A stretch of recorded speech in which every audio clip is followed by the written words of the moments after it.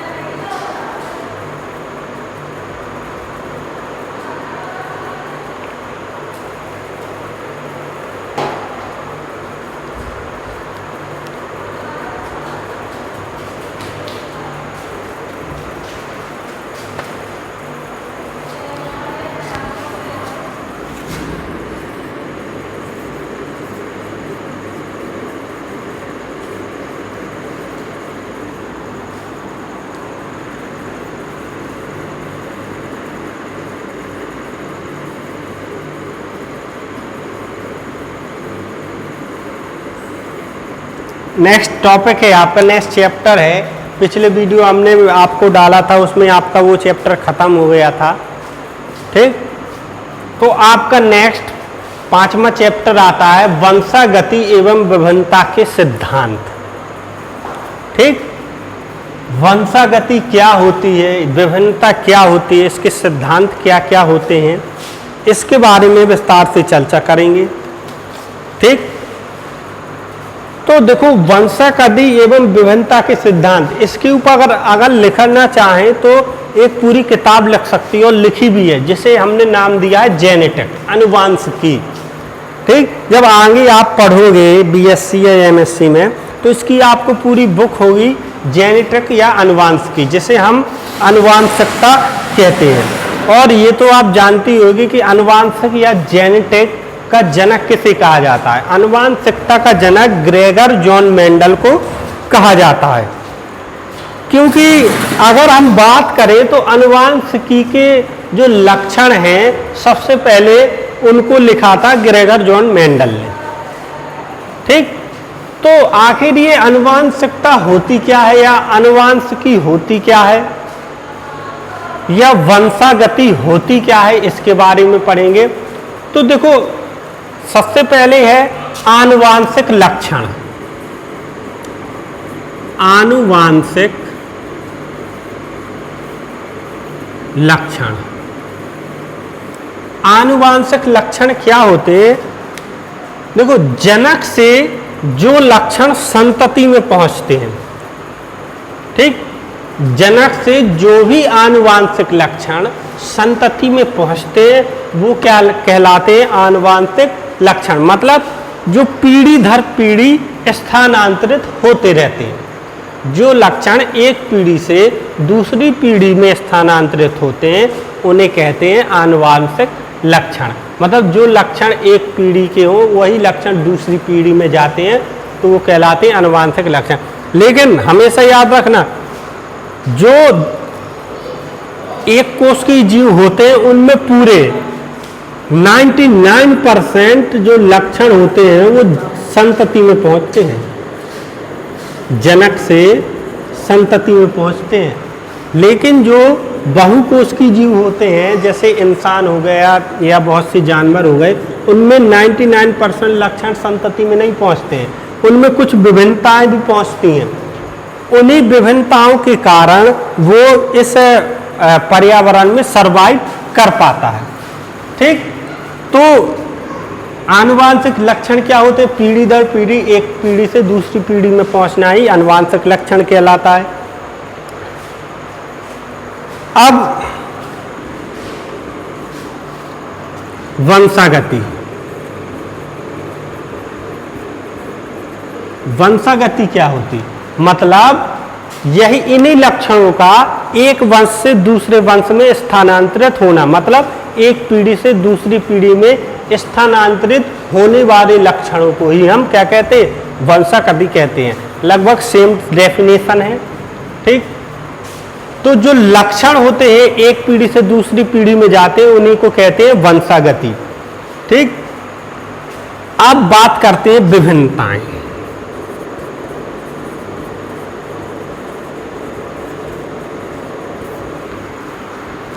ठीक, विभिन्नताओं का मतलब होता है कुछ विभिन्नताएं भी एक पीढ़ी से दूसरी पीढ़ी में जाती हैं। जैसे मान के चलो कोई पिता है तो जो उसकी संतति होगी या संतान होगी सेम टू सेम पिता की जैसी नहीं होती है, कुछ उसमें विभिन्नताएं आती हैं। मतलब कुछ लक्षण तो होते हैं, कुछ लक्षण तो पहुंचते, लेकिन कुछ लक्षण नहीं पहुंचते। क्यों नहीं पहुंचते? क्योंकि जो इसमें क्या होता है, दो प्रकार के डीएनए भाग लेते हैं, एक तो मादा का, दूसरा नर का। मतलब ये माता हो गई, ये पिता हो गया। मतलब पिता का अलग डीएनए है, माता का अलग डीएनए है। तो जो संतान में पहुंचेंगे जो डीएनए, वो माता और पिता से कुछ अलग होंगे, और जो लक्षण अलग होते हैं उनमें शारीरिक लक्षण भी हो सकता है, कुछ मानसिक लक्षण भी हो सकता है, मतलब नेचर भी हो सकता है, कुछ अलग हो सकता है। तो कुछ ना कुछ विभिन्नताएं जरूर पहुंचती हैं, और विभिन्नताओं का पहुंचना भी जरूरी होता है, क्योंकि इन्हीं विभिन्नताओं के कारण ही संतति क्या होती है, दूसरे पर इस पर्यावरण में सर्वाइव कर पाती है। ठीक, तो विभिन्नताओं में जैसे लिखा है, इसमें बुक्स में लिखा है विभिन्नताओं में कि यद्यपि संतानें अनेक लक्षणों में अपने माता पिता से मिलती हैं। ठीक, इसमें लिखा है यद्यपि संतानें अनेक लक्षणों में अपने माता पिता से मिलती हैं। बहुत से लक्षण ऐसे होते हैं जो संतति के माता पिता से मिलते हैं। इसके आगे लिखा, फिर भी एक ही माता पिता की कोई दो संतानें बिल्कुल एक जैसी नहीं होती हैं। ठीक, बहुत से लक्षण मिलते हैं, लेकिन फिर भी एक ही माता पिता की कोई दो संतानें एक जैसी नहीं होती हैं। ठीक, बहुत से लक्षण मिलते तो हैं, लेकिन एक ही माता पिता की दो संतानें एक जैसी नहीं होती हैं। हमने देखा होगा 2 या 3 भाई होते हैं, सभी अलग अलग होते हैं। ऐसा क्यों होता है? और आगे लिखा है, एक ही माँ के उदर से पैदा हुए बच्चे हूबहू एक जैसे नहीं होते हैं। मतलब एक ही माँ के कोख से पैदा हुए बच्चे लगभग एक जैसे नहीं होते। ऐसा क्यों होता है? क्योंकि दो प्रकार के डीएनए मिलते हैं, माता का अलग, पिता का अलग। जब दो अलग अलग डीएनए मिलेंगे तो संतानें भी क्या होगी, अलग अलग प्रकार की होगी। जब तक कि वे एक युग्मनजी जुड़वा बच्चे ना हो, देखो तब तक, जब तक वो एक युग्म की मतलब जुड़वा बच्चे ना हो। जुड़वा बच्चे ही एक जैसे होते हैं, अगर जुड़वा बच्चे नहीं है तो एक जैसे नहीं हो सकते हैं। स्पष्ट है कि एक ही माता पिता की विभिन्न संतानों में अंतर पाए जाते हैं। इससे स्पष्ट होता है कि एक ही माता पिता की संतानों में अंतर पाया जाता है। तो जीवधारियों के बीच पाए जाने वाले इसी अंतर को, तो जीवधारियों में जो ये वाला अंतर होता है कि एक ही माता पिता की संतानें अलग अलग होती हैं, तो जीवधारियों के बीच पाए जाने वाले इसी अंतर को हम क्या कहते हैं, विभिन्नताएं कहते हैं। और विभिन्नताएं पीढ़ी दर पीढ़ी, एक पीढ़ी से दूसरी पीढ़ी में जाती रहती हैं। ठीक, तो ये तो हो गई विभिन्नताएं। अब विभिन्नताओं का सबसे ज्यादा अध्ययन किया था मेंडल ने, और अभी नहीं किया था, ये हमसे 100-150 साल पहले किया था। ठीक, तो सबसे पहले हम मेंडल के बारे में जानेंगे कि आखिर ये मेंडल, ग्रेगर जॉन मेंडल थे कौन, कहाँ से थे, उनका जन्म कब हुआ था। क्योंकि जो आनुवांशिकी का सबसे पहला सिद्धांत दिया था वो मेंडल ने ही दिया था। ठीक, इसलिए उनको आनुवांशिकी का जनक कहा जाता है। अब हेडिंग डालेंगे मेंडली आनुवांशिकी।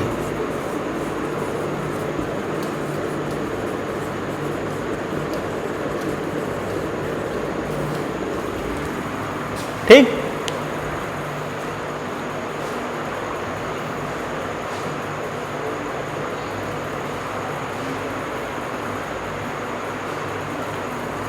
तो सबसे पहले मेंडल के बारे में चर्चा करेंगे कि आखिर ये मेंडल थे कौन और इनका जन्म कहाँ हुआ था।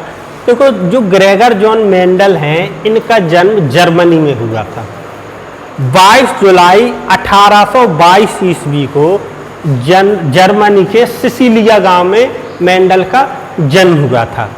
22 जुलाई 1822 ईस्वी को जर्मनी के सिसिलिया गांव में मेंडल का जन्म हुआ था।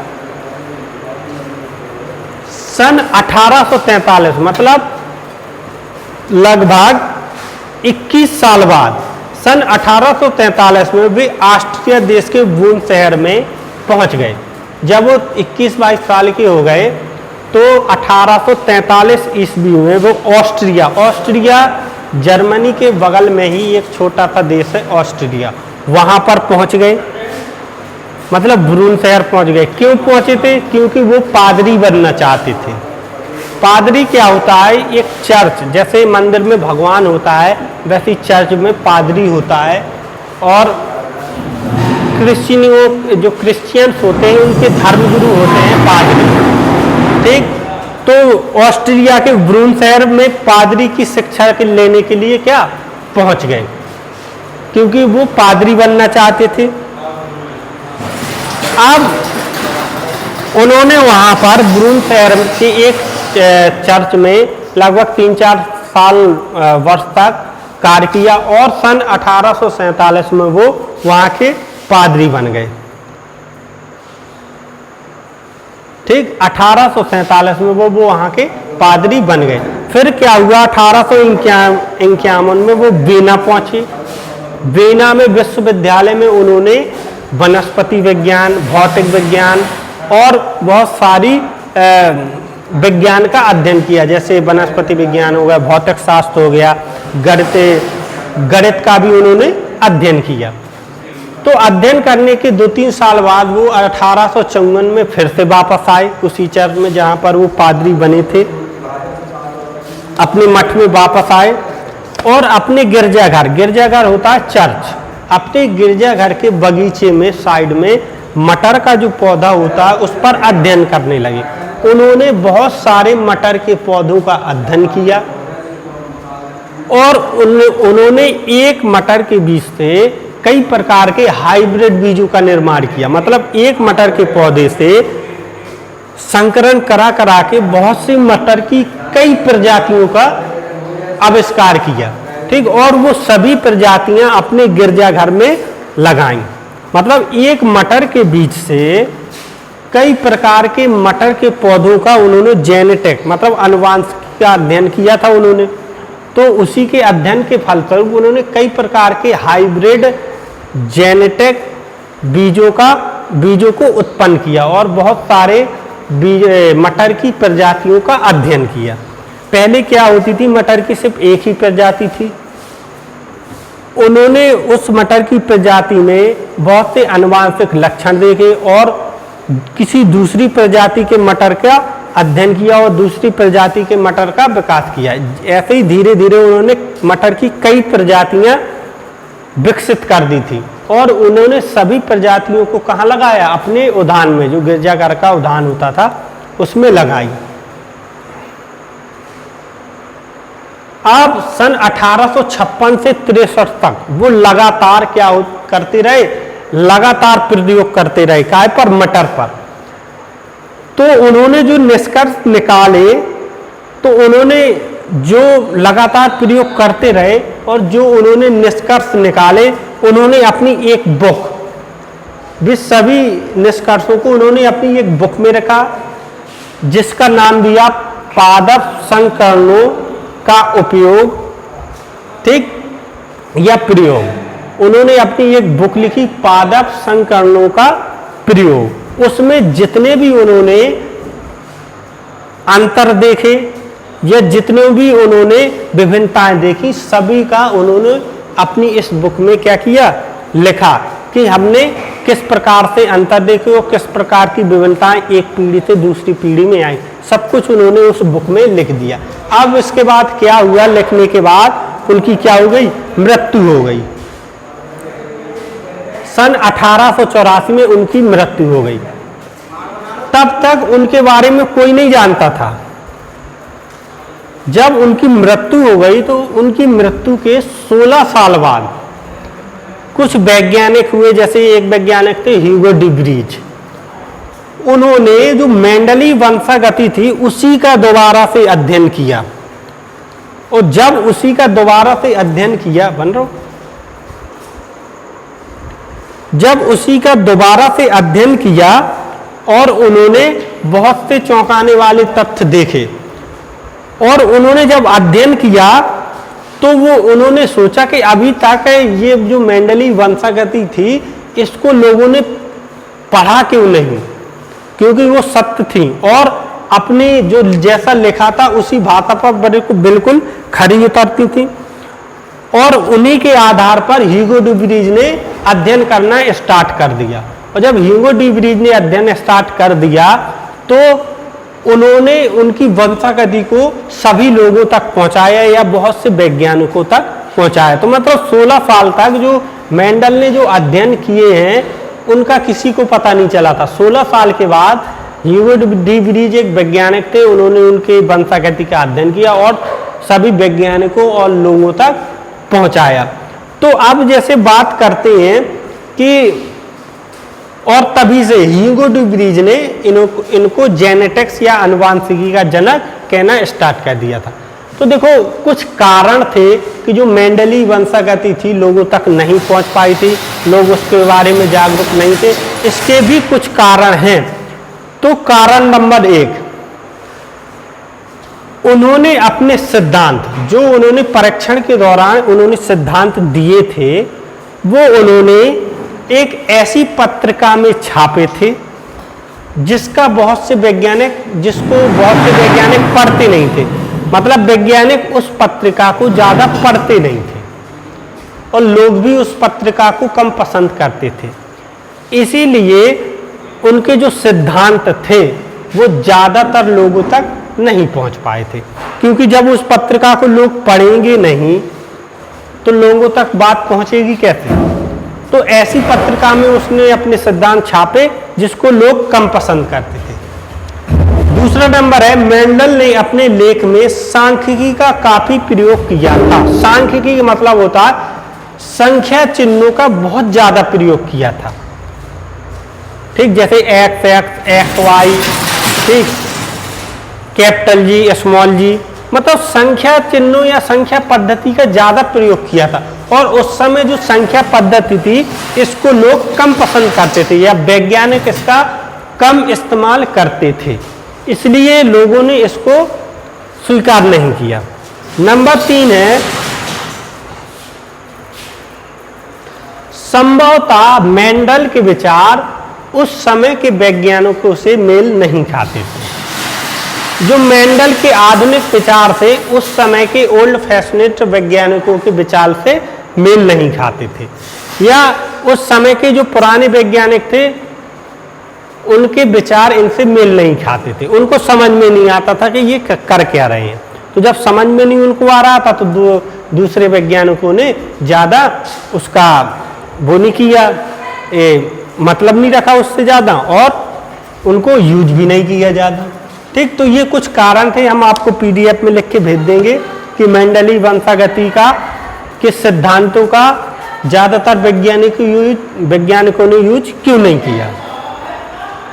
अब बात करते हैं, मेंडल ने अपने प्रयोगों के लिए सिर्फ मटर के पौधे को ही क्यों चुना, और भी बहुत से सारे पौधे थे, तो उन्होंने मटर के पौधे को ही क्यों चुना। तो देखो, एक तो मटर का पौधा उन्होंने इसलिए चुना क्योंकि ये सर्वव्यापी होता है, इसको हर जगह हम उगा सकते हैं। फर्स्ट कंडीशन तो ये है कि ये एक उद्यान मटर, उन्होंने देखो उद्यान मटर पर प्रयोग किए थे जो बगीचों में भी लगाए जा सकते हैं और ये सभी जगह आसानी से प्राप्त हो सकता था। दूसरी बात करें तो ये 6 महीने में बड़ा होकर पककर तैयार हो जाता, मतलब इसके लिए उनको ज़्यादा टाइम नहीं देना पड़ता। और पौधों में क्या होता है कि बहुत टाइम लगता है, तो मटर का पौधा 6 महीने में पककर तैयार हो जाता। दूसरा कारण उनका ये भी था। और तीसरा कारण उनका ये था कि मटर के पौधे की विशेष बनावट होने के कारण इसमें केवल 100 परागण ही हो सकता है। जो मटर का पौधा होता है उसकी पुष्प की विशेष बनावट होने के कारण उसमें केवल 100 परागण ही हो सकता है। और चौथी बात क्या होती है कि जो नर और मादा पुष्प होते हैं वो एक ही पौधे में स्थित होते हैं। मतलब नर और मादा जननांग एक ही पौधे में स्थिर रहते हैं। इसके लिए नर का अलग और मादा का अलग 2 पेड़ नहीं लगाने पड़ते। मतलब एक ही पौधे में नर और मादा जननांग दोनों साथ में होते हैं, इसलिए संकरण कराने में उनको आसानी हो जाती थी। और अगला कारण ये था कि मटर के एक बीज से कई प्रकार मतलब कई बीज उत्पन्न होते हैं। एक पौधे से 25 से 30, 40, 45 इतने बीज उत्पन्न होते हैं। तो जब इतने बीज उत्पन्न हो गए तो सभी बीजों की आनुवंशिकी का अध्ययन करना आसान हो जाता है। ठीक, तो ये कुछ विशेषताएं थी कि उन्होंने मटर के पौधे को ही क्यों लिया और किसी दूसरे पौधे को क्यों नहीं लिया। ठीक, तो आज के वीडियो में सिर्फ इतना ही पढ़ाएंगे, क्योंकि लिखना इसमें बहुत ज़्यादा हो जाएगा आपको, तो लिखने में आपको काफ़ी हो जाएगा, इसलिए कम ही पढ़ाएंगे। लेकिन ये तो शुरुआती टॉपिक था, इसके आगे जो टॉपिक है बहुत ही इंटरेस्टिंग है और अगर हम पढ़ेंगे तो पढ़ने में भी बहुत मज़ा आएगा, क्योंकि संकरण कराने के जो प्रयोग हैं, उन्होंने कैसे संकरण कराया, किस किस पौधों के किस किस लक्षणों को लिया, ये सब करने में बहुत आनंद आता है। तो ये इस चैप्टर को आप बहुत ध्यान से पढ़िएगा। जो हम PDF आपको भेजेंगे, अगर उसको आप पढ़ लोगे तो सिंपल है, आसानी से याद हो जाएगा। ठीक, तो उसको आप पढ़ लेना, बाकी आगे जो होगा वो अच्छे से पढ़ना और जहाँ समझ में ना आए हमको लिख के भेज देना, हम दोबारा बता देंगे। ठीक है।